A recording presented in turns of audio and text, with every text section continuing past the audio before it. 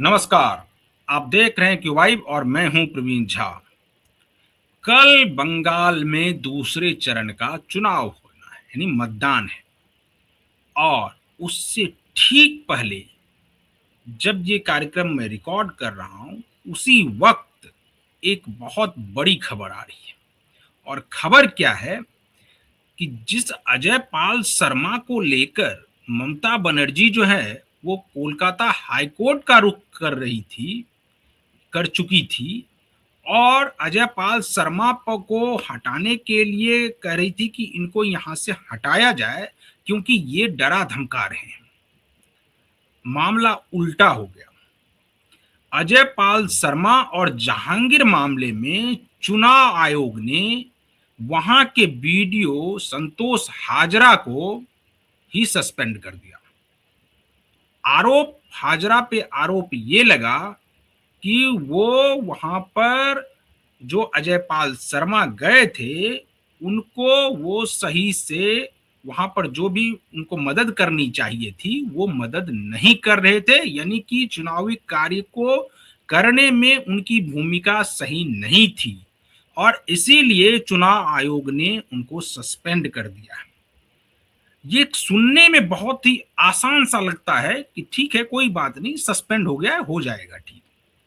लेकिन ये वो कोई सस्पेंड नहीं है कि आपका कोई विभागीय स्तर पर आपको कोई सस्पेंड कर दिया है। ये मामला बहुत गंभीर है और इसीलिए आज इस पर हम लोग चर्चा करेंगे। इस चर्चा में हमारे वरिष्ठ सहयोगी और वरिष्ठ पत्रकार संजीव प्रियदर्शी जी जुड़े हुए हैं। उनसे जानेंगे इस मामले के बारे में। लेकिन उससे पहले क्या हुआ था उसके लिए एक वीडियो जो अजय पाल शर्मा का वायरल हो रहा है तेजी से, उस वीडियो को हम आपको दिखाना चाहेंगे। उस वीडियो के बाद इस चर्चा को आगे बढ़ाएंगे कि आखिर हुआ क्या था और क्यों ममता बनर्जी या टीएमसी जो है इतना उग्र है कि वो कोलकाता हाईकोर्ट तक पहुंच गई। हाईकोर्ट का डंडा एक प्रकार से टीएमसी के ऊपर ही चला और अब तो चुनाव आयोग का भी डंडा चल गया है। कल मतदान है और ऐसे वक्त में ये डंडा चल रहा है, यानी इस बार चुनाव आयोग ने भी एक प्रकार से कमर कसी हुई है कि हर हाल में फ्री एंड फेयर इलेक्शन करवाना है, चाहे वो जैसे भी हो। कोई कोर कसर नहीं छोड़ी जाएगी इस बार चुनाव कराने में। किसी मतदाता को डरने की कोई जरूरत नहीं है। चुनाव आयोग पूरी तरीके से मुस्तैद है। हम लोग भी ये अपील करते हैं मतदाताओं से कि कल आप लोग ज्यादा से ज्यादा संख्या में मतदान करने के लिए निकलिए और अपने पसंदीदा उम्मीदवार को मतदान कीजिए। तो पहले हम वो वीडियो दिखाते हैं, उसके बाद हम संजीव जी के पास चलेंगे। अच्छी तरह से समझ लें कि अगर किसी ने बदमाशी करी तो उनका कायदे से इलाज किया जाएगा। फिर कि किसी ने कोई खुराफात करने की, किसी को परेशान करने की कोशिश की है तो फिर उसकी खबर फिर अच्छे से लेंगे हम। ये जहांगीर के घर वाले भी खड़े हैं, उसको बता देना कायदे से। ये बार बार जो खबरें आ रही हैं कि उसके लोग धमका रहे हैं, तो फिर अच्छे से खबर लेंगे, फिर बाद में रोना पछताना मत। एक बार हम अपने दर्शकों को इस वीडियो को फिर से सुनाते हैं, उसके बाद इस पर विस्तार से चर्चा करेंगे। जितने भी लोग हैं अच्छी तरह से समझ लें कि अगर किसी ने बदमाशी करी तो उनका कायदे से इलाज किया जाएगा। फिर अगर कहीं से खबर आ गई कि किसी ने कोई खुराफात करने की, किसी को परेशान करने की कोशिश की है तो फिर उसकी खबर फिर अच्छे से लेंगे हम। ये जहांगीर के घर वाले भी खड़े हैं, उसको बता देना कायदे से। ये बार बार जो खबरें आ रही हैं कि उसके लोग धमका रहे हैं, तो फिर अच्छे से खबर लेंगे, फिर बाद में रोना पछताना मत। तो संजीव जी ये बताइए कि इसमें अजय पाल शर्मा की क्या गलती है? क्या अजय पाल शर्मा कोई गलत कार्य कर रहे थे, वहां पर गलत काम कर रहे थे? अगर कोई उम्मीदवार किसी मतदाता को धमकाएंगे तो ये तो पुलिस की जिम्मेदारी है और वो इसी के लिए वहां पर गए हैं। ये तो पुलिस की जिम्मेदारी बनती है ना कि मतदाता को कोई ना धमकाए उसको इंश्योर करे कि वो पूरी तरह से सुरक्षित है, मतदान करने के लिए जा सकते हैं, उनको वो मतदान जहां बूथ तक जाएंगे उसमें उनके साथ कोई परेशानी नहीं होगी और आगे भी कोई परेशानी ना हो, इसके लिए उनको एश्योर करे। तो इसमें पुलिस की गलती है क्या, आपको लगता है क्या? नमस्कार प्रवीण जी, और आपके दर्शकों को भी मेरा नमस्कार।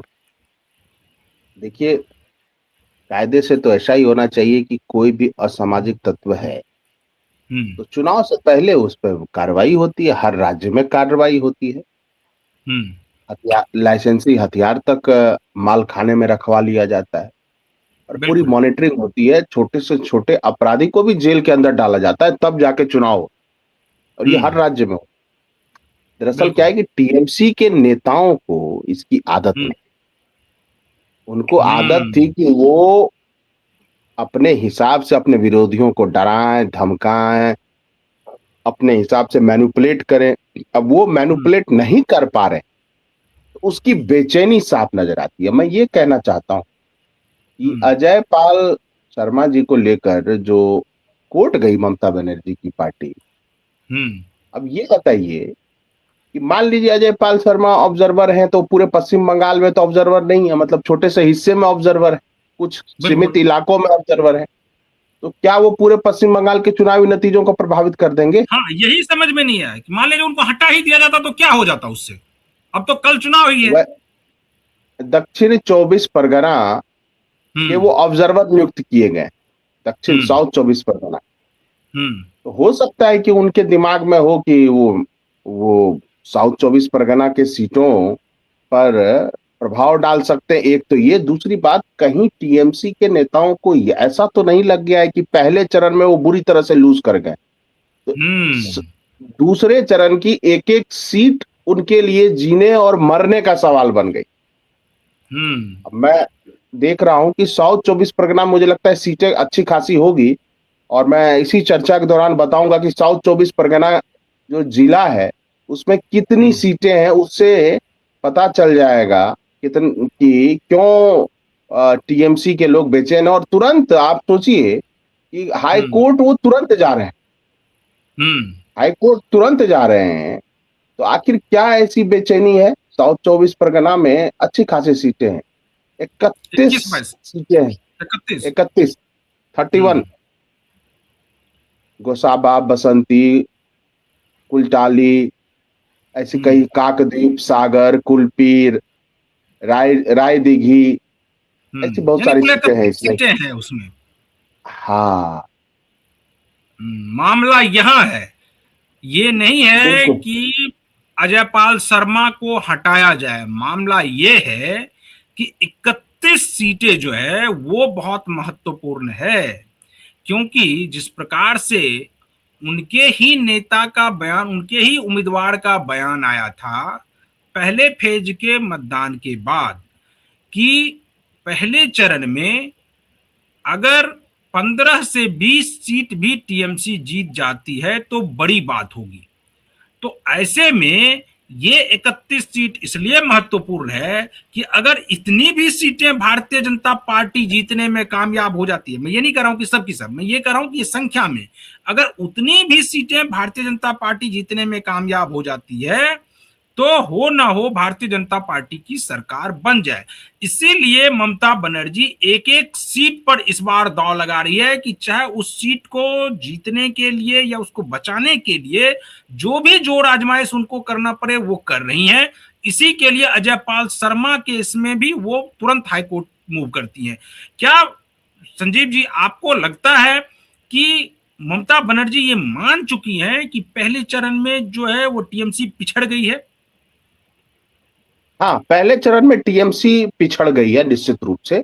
और पहले चरण का जो जहां जहां चुनाव हुए, अगर अब मालदा, मुर्शिदाबाद, इन इलाकों को छोड़ दें तो वहां उससे जो नॉर्थ बंगाल का हिस्सा है उसमें बीजेपी बहुत मजबूत थी पहले भी। लेकिन इस बार जो वोटिंग परसेंटेज बढ़ा है उससे बीजेपी को उन इलाकों में ज्यादा फायदा हो रहा है जहां ऑलरेडी हिंदू वोटर बहुमत में, जो नॉर्थ बंगाल है, या आप जंगल महल का कह लीजिए, झारग्राम, बांकुरा, पुरुलिया, यहाँ जितना वोटर टर्नआउट बढ़ा है उतना टीएमसी के सर पे पसीना आ रहा है, क्योंकि ऐसा माना जा रहा है कि 100 सीट अगर बीजेपी पहले चरण में निकाल लेती है और दूसरे चरण में उसको चाहिए कितने, 44-45 सीटें चाहिए सरकार बनाने के।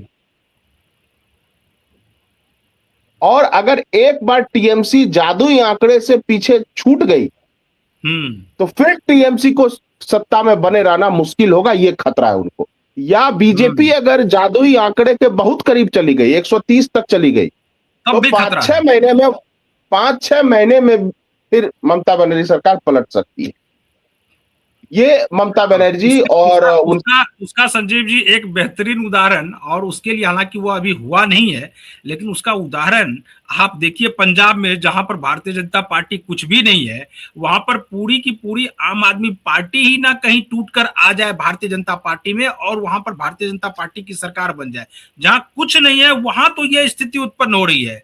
और अगर आपने भी कहा कि अगर वहां पर जो जादुई आंकड़े हैं उससे अगर 5-10-20 सीट भी अगर भारतीय जनता पार्टी पीछे रह जाती है, तो आने वाले समय में तो तय मानिए कि भारतीय जनता पार्टी बंगाल में सरकार बनाने जा रही है। हाँ, देखते क्या होता है, लेकिन पहली नजर में टीएमसी को ये खतरा ज्यादा लग रहा है कि अगर मान लीजिए कि उनके सीटें पहले चरण में कम आए, और अगर जैसा भद्रलोक वाले इलाके में भी कहा जा रहा है कि मामला 50-50 का हो गया है, तो ये जो 140 प्लस सीटों वाला मामला है, यहाँ अगर 50-50 ना हो, 40% का भी मामला बन जाए, 35% का भी मामला बन जाए, तो बीजेपी बहुत ही करीब जो है चली जाएगी सरकार बनाने के। अब उसके बाद देखिए क्या है कि मान लीजिए कि कुछ कांग्रेस के जीत रहे कैंडिडेट, जितना पता है मुर्शिदाबाद में, मालदा में जीत रहे हैं, तो उससे हो सकता है कि वो किधर जाएं, उस पर डिपेंड करता है। लेकिन मामला ये है कि ये हताशा दिखाती है टीएमसी की। उनको लग रहा है कि ये साउथ 24 परगना के 31 सीटों पर ये कोई उसको बांग्ला भाषा में कोई गंडगोल नहीं होने देगा। ये जो आईपीएस तेज तर्रार अधिकारी है, ये गंडगोल नहीं होने देगा, इसलिए वो इनको टारगेट कर रहे इसमें से। अच्छा, दूसरी बात देखिए, और आप देखिए क्या हिपोक्रेसी है। जो इससे पहले आईपीएस अधिकारी थे राजीव कुमार, राजीव कुमार जो थे वो आप देखिए कि उसको टीएमसी ने राज्यसभा भेजा है। बिल्कुल, वो भी आईपीएस अधिकारी थे, क्योंकि वो आपके प्रिय थे। क्यों प्रिय थे ये सब जानते हैं। तो आपको अपने पसंद का आईपीएस अधिकारी मिल जाएगा तो आप उसको राज्यसभा भेज देंगी। अगर जो कानून को लागू करने की बात करेगा तो उसको जो है आप कहेंगे कि भाई चलो तुम निकलो। नहीं, ये सिर्फ संजीव जी यही नहीं है, ये ममता बनर्जी तक ही सीमित नहीं है।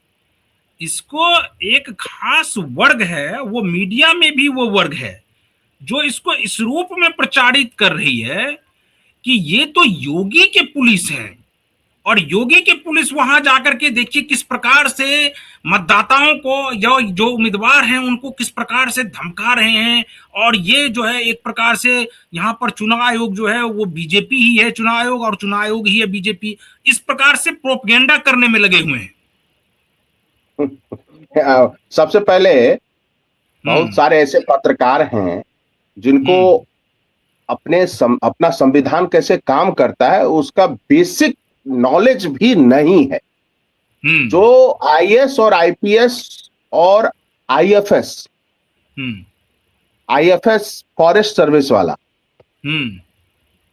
वो ऑल इंडिया सर्विसेज में काउंट, यानी उसकी सेवा कहीं भी ली जाती है, कहीं भी ली जा सकती है, एक बात। दूसरी बात, उसको ऑल इंडिया सर्विसेज इसलिए कहा गया है कि वो यूनाइट करती है पूरे कंट्री को। कैसे यूनाइट करती है कि कोई साउथ का आईपीएस अधिकारी है, साउथ में जिसका जन्म हुआ किसी अधिकारी का, वो सेलेक्ट हुआ, तो वो नॉर्थ में आ गया, तो वो क्या करता है, नॉर्थ के लैंग्वेज को सीखता है, कल्चर को सीखता है, और वो एक बाउंडिंग फोर्स है। जैसे क्रिकेट क्या है, देखिए नॉर्थ ईस्ट में भी क्रिकेट देखा जाता है, साउथ में भी देखा जाता है। तो उसी तरह ब्यूरोक्रेसी जो है इस देश को एकजुट रखने के लिए एक स्टील फ्रेम है। हाँ, कुछ खामियां हैं, लेकिन क्या इस ब्यूरोक्रेसी के बिना इस देश को संभाला जा सकता है? नहीं संभाला जा सकता। इसलिए ये कहना कि ये योगी की पुलिस है, तो भाई राजीव कुमार क्या है? ममता का पुलिस है। राजीव कुमार जिसको राज्यसभा भेजा गया वो ममता का पुलिस है। ये देखिए ना, ये अचानक से जब कल चुनाव है, कल मतदान है, और आज ये पूरी मीडिया, एक खास वर्ग जो मीडिया का है, वो इसको एकदम प्रोपगेट करने में लगा हुआ है। आप देखिएगा तो पूरा यूट्यूब, पूरा जो सोशल मीडिया है, वो इस न्यूज से भरा पड़ा है कि वो योगी के पुलिस हैं। और ये देखिए, योगी जिस प्रकार से उनका इस्तेमाल यूपी में हुआ, अब वो इस्तेमाल बीजेपी जो है वो बंगाल में कर रही है। ठीक है, देखिए कहने वाले कहते, मैंने बोला कि उसकी जो एक बारीकी है कि ऑल इंडिया सर्विसेज है और वो कंट्री को यूनाइट करती है, उसमें कुछ खामियां हैं। वो खामियां आज के सरकार की बात नहीं है, पहले भी सरकारों में यही खामियां थी कि ब्यूरोक्रेसी थी, रेड टेपिज्म था और हायरकी को बहुत ज्यादा कंट्रोल किया जाता था। वो आज भी है और ये मोदी सरकार की कमी है। अगर ये कमियों को वो दूर करते तो ईज ऑफ डूइंग बिजनेस बढ़ता और बहुत सारी चीजों में सुविधा होती। मेरा ये कहना है। अच्छा, अब संजीव जी हम आते हैं उस मूल विषय पर, जो विषय की खास करके सौरभ हाजरा से जुड़ा हुआ है और इन महाशय को सस्पेंड कर दिया गया है। क्यों सस्पेंड किया गया है, जरा हमारे दर्शकों को आप विस्तार से बताइए। और अगर इनको अब सस्पेंड किया गया है तो इनका जो आगे का बचा हुआ जो जॉब है उसको अब क्या इसमें फिर उनको कोई पदोन्नति मिलेगी, नहीं मिलेगी, क्या होगा, इसके बारे में हमारे दर्शकों को थोड़ा विस्तार से बताइए। नहीं, देखिए किसी भी पीसीएस अधिकारी या आईएएस अधिकारी को जब एक बार सस्पेंड कर दिया जाता है तो निश्चित रूप से उनके, देखिए वो होता है हर साल उनकी डायरी लिखी जाती है जो सीनियर्स लिखते। अब उस डायरी में हमेशा के लिए लिखा गया कि चुनाव आयोग ने माना कि वो पक्षपात पूर्ण कार्रवाई कर रहे हैं। आप समझिए, जब कोई आईएएस अधिकारी या पीसीएस अधिकारी यानी राज्य सेवा का अधिकारी या केंद्रीय सेवा का अधिकारी शपथ लेता है तो वो किसी मुख्यमंत्री या प्रधानमंत्री के नाम पे शपथ नहीं लेता। वो उसकी पूरी रिस्पॉन्सिबिलिटी संवैधानिक दायित्वों को अमल में लाने की होती है। वो एग्जीक्यूटिव कार्यपालिका का हिस्सा है। विधायिका जो है उसमें सांसद हैं, विधायक है जो कानून बनाते हैं और वो कानून संविधान के नजर में उचित है या अनुचित है इसका फैसला अदालतें करती है। और मीडिया क्या करती है? मीडिया डिस्कोर्स करती है, जनमत बनाती है। किसी चीज के में कोई अच्छाई है तो उसके बारे में बताती है, बुराई है तो उसके बारे में बताती है। जैसे क्या है कि बहुत सारे वामपंथी पत्रकारों ने ऐसा माहौल बनाया कि केवल सरकार की आलोचना करना ही वो मानते हैं कि पत्रकारिता। ये बात गलत है। रचनात्मक आलोचना है ना, रचनात्मक आलोचना जो है यानी अच्छे चीजों की तारीफ और गलत चीजों की आलोचना वो होनी चाहिए। तो अब कोई पुलिस अधिकारी है, उसकी क्या जिम्मेदारी बनती है कि लॉ एंड ऑर्डर मेंटेन रहे। कोई अधिकारी कोई कैंडिडेट चाहे कुछ भी हो, कोई बदमाश हो, बदमाशी ना करे। तो ये सारी ड्यूटी है, वो अपनी ड्यूटी निभा रहे हैं। वो कुछ नहीं कर सकती ममता बनर्जी इसमें। और आप देखिए बायरन विश्वास का जो वीडियो वायरल हो रहा है वो बंगाल पुलिस पर फ्रस्ट्रेशन निकाल रहा है, क्योंकि वो सेंट्रल फोर्सेस को के बारे में कह रहा है कि इनका तो जब ममता दीदी ही कुछ नहीं कर पाई, अभिषेक दादा ही कुछ नहीं कर पाए, तो मैं क्या करूंगा सेंट्रल फोर्सेस का। लेकिन तुम बंगाल पुलिस को सबक सिखाऊंगा, तुम्हारा चमड़ा खींच लूंगा। देखिए यही बायरन विश्वास है, ये कह रहा है चमड़ा खींच लूंगा। और इस पर ममता बनर्जी ये कहता है तोर चाम तुली लेबो, मतलब तुम्हारा चमड़ा जो है खींच लूंगा इलेक्शन के बाद। क्या ये लैंग्वेज एक लीडर की? इसकी आलोचना क्यों नहीं हो रही है? उनको पुलिस ऑफिसर चाहिए। इसकी आलोचना कहीं भी मीडिया में नहीं है, इसकी आलोचना कहीं भी मीडिया में नहीं है। एक आध जगह सोशल मीडिया पर कुछ क्लिप दिख जाएंगे बस आपको। देखिए अगर कोई बिहार का नेता यही बोल देता, यूपी का नेता यही बोल देता, तो कहते कि बिहार और यूपी के लोग जो बदमाश होते हैं, ये होते हैं। लेकिन अगर कोई बंगाली आदमी बोल रहा है, वो भी पॉलिटिशियन है, और वो सिगरेट का बहुत बड़ा व्यापारी है, बीड़ी का, वो बीड़ी का व्यापारी है, वो बहुत बड़ा बीड़ी का बिजनेस है उसका पूरे बंगाल में, और सबसे बड़ा बीड़ी का बिजनेसमैन है। और उसका लैंग्वेज देखिए, वो ये कह रहा है कि वो किसी पुलिस वाले का चमड़ा खींच लेगा। बताइए, तो आपको लगता है कि बंगाल पुलिस, इससे एक चीज तय होती कि बंगाल पुलिस के हाथ में अगर इलेक्शन की बागडोर होती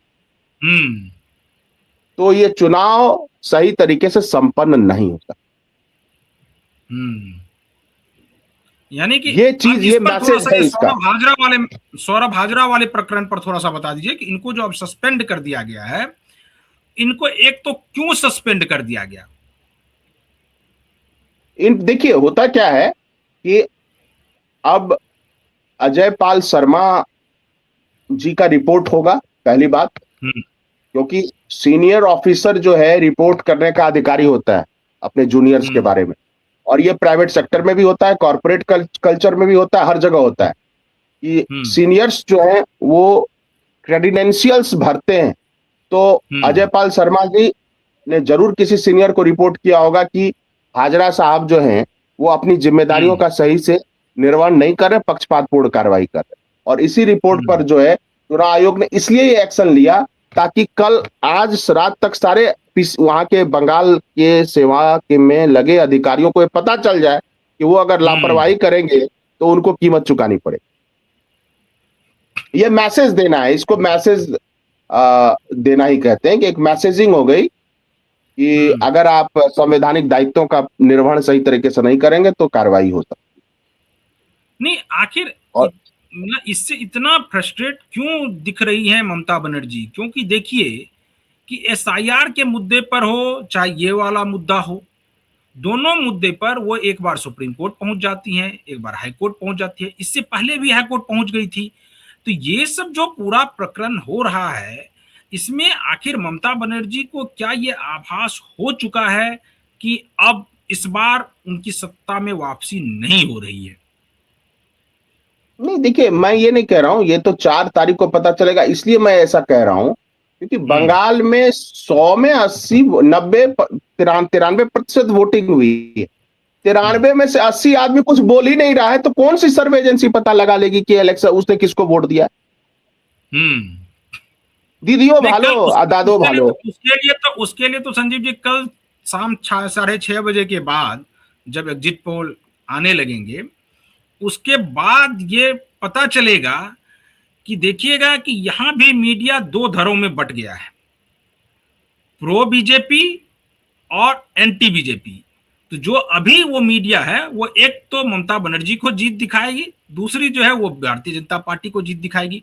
लेकिन हम लोग शुरू से ये कह रहे हैं कि वहां पर आप चूंकि लगातार विश्लेषण में आते हैं और आप लगातार ये कह रहे हैं कि जब वहां 60-65 लोग या 80 लोग ये बताने को तैयार ही नहीं है कि वो मतदान किसको करके आए हैं, तो ऐसे में तब तो ये पूरा एग्जिट पोल जो है वो एक प्रकार से फेल हो जाएगा और इसका कोई औचित्य नहीं है एग्जिट पोल का।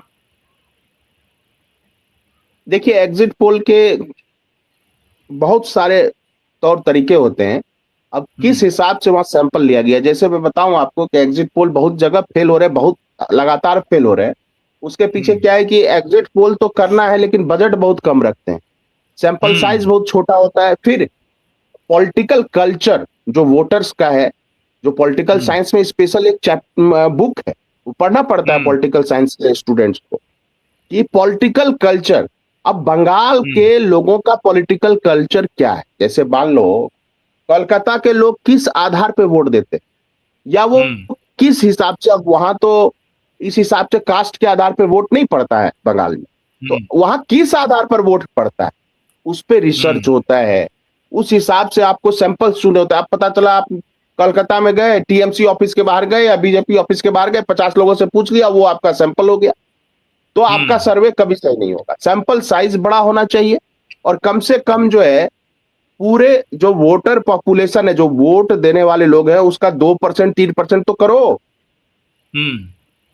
उसके बाद हर जिले पहुंचे कि नहीं, अलग अलग विधानसभा की अलग अलग वो होती है, तो खर्च बचाने के लिए मैं आपको बता रहा हूं, सर्वे एजेंसी काम चलाओ काम अपना एक कोटा पूरा कर देती है। दूसरी बात है जो एक्सपर्ट रखे जाते हैं, आप जानते हैं बहुत सारे जगह भाई भतीजावाद भरा पड़ा है, सरकारी संस्थाओं में भी और हम्म प्राइवेट संस्थाओं में। तो मेरिट को दरकिनार करते हैं। तो अब कोई मेरिटोरियस सर्वेयर है या हम्म जिसको सब कुछ पता है, तो उसकी सैलरी भी तो ज्यादा होगी। वो हम्म अफोर्ड नहीं करना चाहते क्योंकि प्रॉफिट मेकिंग। अब सर्वे एजेंसी का काम क्या है? सही सर्वे देना या प्रॉफिट बनाना? हम्म हाँ, बिल्कुल। दोनों एक दूसरे से लिंक है, लेकिन हम्म प्रॉफिट जो है अल्टीमेट गोल है, और उसमें खर्च तो बहुत पड़ता है सर्वे में। क्योंकि आप हम्म सोचो कि जितने जिले हैं, 294 विधानसभा है, और 294 विधानसभा आप जाओगे और हर जगह 10-10 लोगों की टीम रखोगे या 2 ही लोगों की टीम रखोगे, तो क्या 2 हम्म आदमी जो सर्वेयर है वो एक विधानसभा में 10 दिन भी रह के कैलकुलेशन कर पाएगा हम्म कि यहाँ पर लोगों का नहीं, विचार क्या है? यहाँ तो 2 घंटे के बाद से ही मतलब नतीजे घोषित करने लगते हैं। 2 घंटे के बाद से हाँ, मतदान खत्म हुआ नहीं कि घंटे 2 घंटे के बाद से ही। और वो ये कहते रहते हैं कि मेरा तो सुबह से ही चल रहा था और तो हर जगह बूथ बाय बूथ वो कर लिया गया है, सैंपल ले लिया गया है। लेकिन इसकी हकीकत ये है, मेरी बातचीत कई लोगों से होती है जो इस सर्वे एजेंसी में काम करते हैं, कि कई तो होटल में बैठे बैठे ही सर्वे कर डालते हैं। कि अगर उनको जहां होटल मिला हुआ है रुकने के लिए, वो वहीं रुकते हैं और वहीं से सर्वे निकाल देते हैं। सभी फॉर्म वहीं फिल हो जाते हैं। खैर, उस पर बात कल होगी। कल हम लोग इस पर चर्चा करेंगे कि कौन सर्वे कितना सटीक बैठेगा नहीं बैठेगा, इस पर कल चर्चा करेंगे। लेकिन बस एक आज एक एक आखिरी। प्रवीण जी, हाँ, जी जी। हाँ, एक लाइन में कहना चाह रहा हूं कि वो जो जहांगीर खान था, उसके हम्म बारे में ये शिकायत मिली थी कि वह जो हम्म है निर्वाचन क्षेत्र के लोगों से जाके वोटर आईडी कार्ड जबरदस्ती जमा करके करा रहा था और धमका रहा था। बिल्कुल बिल्कुल। और ये टीएमसी की पुरानी ट्रिक है। यही यही हम्म वो गुरु मंत्र है काली घाट का, ताकि आपको कि वोट देने से पहले ही वंचित कर दिया जाए। वोट। और ये मृत लोग जो थे 27-28 लाख, इन सबके वोट पड़ते थे। हम्म आप सोचिए। चलिए। तो ऐसा नहीं है, खेला हो सकता है बंगाल में, बहुत बड़ा खेला हो सकता है, लेकिन वो खेला मुझे लगता है सर्वे एजेंसी के मीटर में भी नहीं आए। और बहुत बड़े जो सर्वे एजेंसी वाले थे वो तो अब सर्वे ही नहीं करते हैं। अब तो वो पोस्ट हम्म सर्वे एनालिसिस देते हैं। आखिर क्यों नहीं कर रहे वो सर्वे? यूपी सही बात। बिहार में तो आपका सर्वे, अगर आपने निष्पक्ष तरीके से किया है सर्वे, यानी हम्म आपके मन में कोई प्रीजुडाइस नहीं है किसी पार्टी के लिए, किसी हम्म कास्ट के लिए, किसी रिलीजन के लिए, तो हम्म आप कर सकते हैं नॉर्थ इंडिया में। क्योंकि नॉर्थ इंडिया के वोटर जो है वोकल होते हैं, वो बता देंगे आप। और आपको पता है कि कास्ट इक्वेशन क्या है हर जगह का। चलिए। चलिए लेकिन संजीव जी, तो बंगाल में आज थोड़ा हम लोग। मुश्किल लग रहा चलिए। चलिए संजीव जी, आज हम लोग इस डिबेट को यहीं पर खत्म करते हैं। तो अब इंतजार बस कल का है, और उसके बाद इंतजार 4 तारीख का है कि 4 तारीख को नतीजे आएंगे। हम आपको रोज इसी तरह से अलग अलग विषयों पर विश्लेषण करके आपको बताते रहेंगे कि वहां पर स्थिति क्या है, बंगाल में स्थिति अभी क्या है। हम लोग लगातार अभी 4 तारीख तक इसी पर बने रहेंगे। तो आप बने रहिए क्यू वाइब के साथ। मुझे दीजिए अनुमति। नमस्कार।